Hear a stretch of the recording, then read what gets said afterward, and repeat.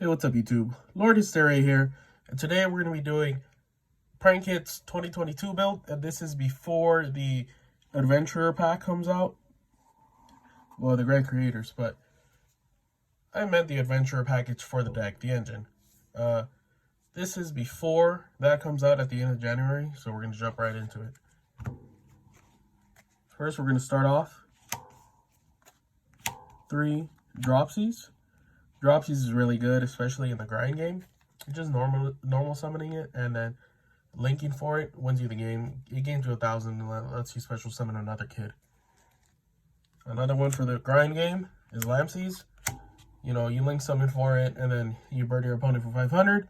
Lets you special kid, which is really good. But hopefully with this deck, you're not in the grind game because this deck can really win you the game early. Then we play 3 Fansies. This one, you know, you link summon, send a Prank Hits card to grave, and then you special summon a kid. And then Roxy's is really the last one you do want to summon because unless you hard draw it and it's the only kid in your hand, you don't want to summon it off of these guys. Well, you kind of do because, you know, there are hard ones per turn effects. But like I'm saying, like if you have this and then another kid in hand, you're always going to want to go with the other kid because this just banishes your resources from hand. And if you have a really good hand, then I would suggest not wanting to do that. But yeah, that's it for the kids lineup, guys. Always play 3 of each kid. Never play less. I know people say play 2 of Roxy's, but I disagree. For the hand traps, we're playing 3 Valor, and I'll tell you why I'm playing 3 Valor, 3 Nib, and 2 Ash. I'll let you guys know why I'm playing 3 Valor and 2 Ash at the end of the video, because it has to do with the extra deck.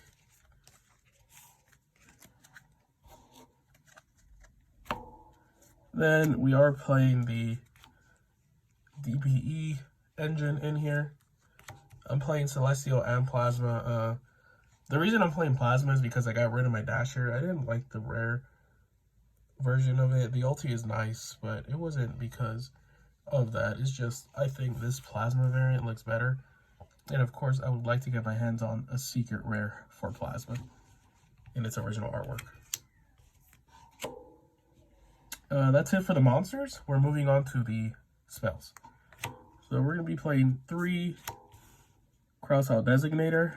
This card really helps the deck avoid board wipes such as the Biru, you know, Effect Valor, Imperm, stuff like that. I don't play Imperm in this deck, which I should be doing because I can easily cross out it.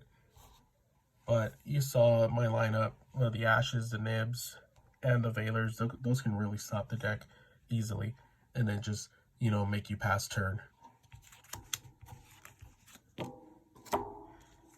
And then we're playing, as they say, your 15th kid. We're playing 3 Prank Hits Place. Prank Hits Place is really, really good. You know, play it. It lets you search for a kid if you need one, especially if you don't have one in hand. And then when you fusion summon a fusion monster, a Prank Hits fusion monster, all monsters you control gain 500. And when you link summon a Prank Hits, all monsters your opponent control lose 500, and that's permanently. Attack only. And it happens every time you summon, you link or fusion summon. It says you can only activate it once per turn, but the activation is only the search. So you guys have to remember that. And of course, we're playing the 3 Fusion Destiny. I do want to cut it down to 2 because honestly, I have to be honest with you guys, I never see DPE with this deck. I play tested against my friends a couple times, and I never saw DPE. Like, I saw it once, and it really helped in the grind game because it could keep recurring itself back, so I always had a monster on board. And this was against True Draco, so you guys know how annoying that could be. But, yeah, DPE is really good if they can't get rid of it. So, I guess it's really helpful, but I do want to drop it down to 2. And I'm playing 2 Pandemonium, which is why I only want to play 2, because I'd rather play 3 this. Because, you know, you're not relying on DPE to win, even though it is a card that can win you the game. But you always want to see your Prank Kids fusions out, you know, because the Prank Kids fusions are broken. Then we're playing 2 poly.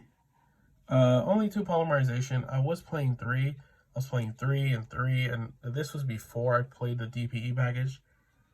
And to be honest, I like the deck before that. So maybe when the adventure comes out, I'll drop the DPE package and then, you know, go from there. Modify the deck as I want. And then our last fusion card, well, kind of, second to last fusion card, is 1 Thunder Dragon Fusion, because this really can get you your Butler out easier.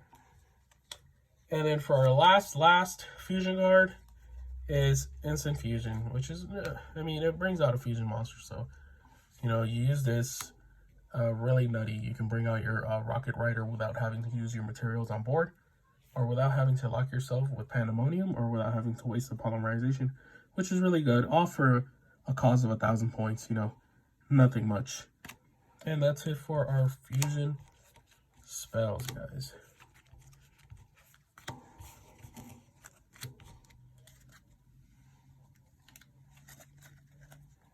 And then next we're playing, where I'm going to show you the one-ofs. We're playing 1 Prank Kids Pranks, which is really good, you know, and lets you keep shuffling stuff back into your deck to make the deck live, and that way you don't run out of resources, because honestly, once you run out of resources, you lose the game. And that can happen really quick with these Prank Kids. We're playing the 1 Monster Reborn, really good card. Targets any card, obviously you guys know what it does. And then the 1 Terraforming to search for our palace, for our Prank Kids place. And that's it for the main deck, guys. Like I said, I'm not playing Imperm. I do need to play Imperm in here, especially since it's a really good cross-out target. And I know Imperm is, to be honest, guys, it's the best hand trap in the game right now. Alongside Effect Veiler, because they kind of skip chain links. Because it lets you target whatever monster on board, and then you don't have to respond to the last chain link. And it, like I said, it just skips chain links, and it lets you do what you want. Off to the extra deck. We're playing, obviously, 1 Yamamu, because this card is broken. Like I've said before, I always love the artwork on the Prank Kids cards. Then we're playing 1 Bawa Bark. I want to up this to 2, but I don't know what to drop for. I don't know what to drop for the second one. I'm still trying to figure it out, but I think all these modifications will happen after we get the Grand Creators. Next, we're playing Dodo Doodle Doo. This card is definitely a 3 of, but I'm only playing 2 because I don't have the space. Then we're playing Rip Roaring Roaster. You hardly ever go into this. Honestly, you only ever go into it if you have a heavy back row opponent like Eldritch. And even then, you kind of can beat the deck without it. But if you do bring this bad boy out, I do not suggest using Yamamu's effect and Grave to use it as tribute cost. Because honestly, you want to save that cost for Battle Butler. That way you can Raigeki twice in 1 turn.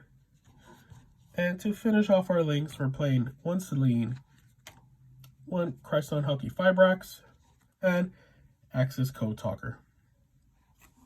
Now, I'm going to explain why I'm running 3 Effect Veiler. I'm running 3 Effect Veiler because of Celine and Crystone Hulky Fibrax.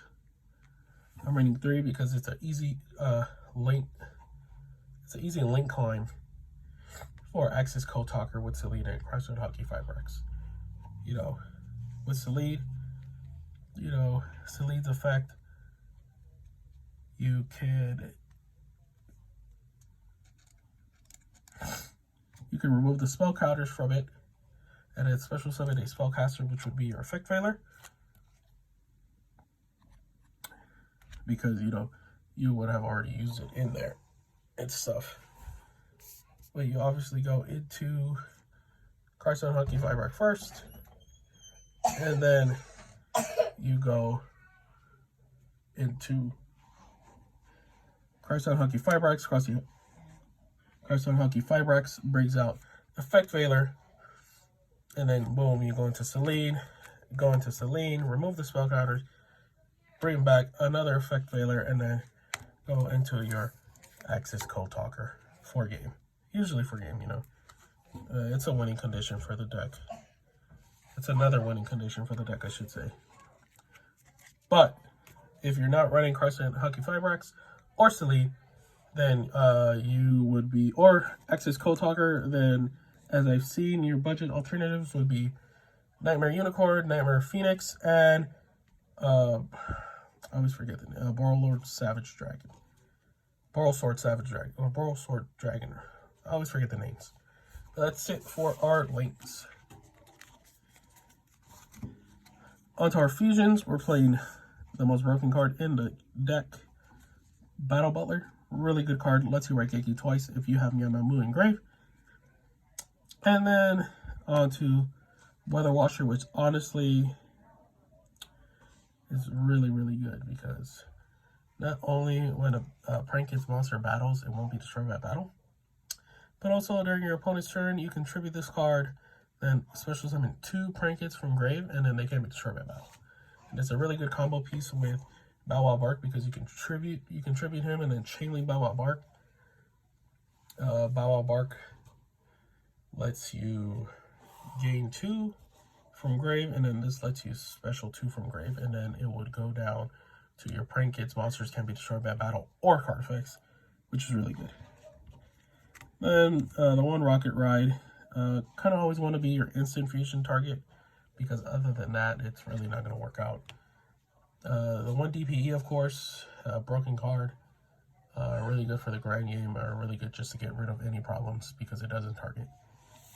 And then for our last but not least, totally awesome for the dropsies. And this is kind of like if you want to go full combo, you got to get this out on as your 4th summon and or your 5th summon, because that way if they do want to try to Nibiru, then you can just go into this. But that's why you also have Crossout Designator. But anyways, guys, thank you so much for watching this deck profile. I really enjoy playing Prankins because it's such a fun deck, and the artwork, it just makes it worth it. So thank you guys for tuning in. Lordhysteria out.